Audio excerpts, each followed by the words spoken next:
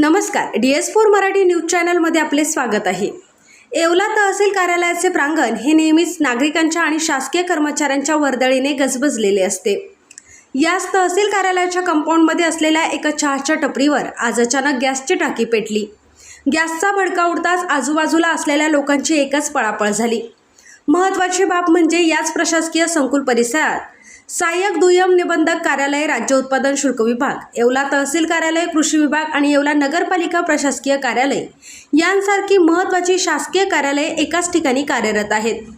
हजारो नागरिकांची रोज येथे ये-जा असते। अशा अत्यंत संवेदनशील आणि गजबजलेल्या ठिकाणी गॅस सिलेंडरने अचानक पेट घेतल्याने संपूर्ण परिसरात मोठी दहशत निर्माण झाली।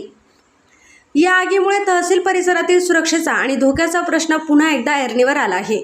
सुदैवाने या घटनेत कोणतीही जीवितहानी झाल्याचे वृत्त अद्याप नाही, परंतु एवढ्या मोठ्या शासकीय संकुलाच्या आवारात अशा प्रकारे अनधिकृत किंवा असुरक्षित व्यावसायिक टपऱ्यांमुळे भविष्यात मोठी दुर्घटना घडली तर त्याला जबाबदार कोण, असा संतप्त सवाल आता नागरिक उपस्थित करत आहेत।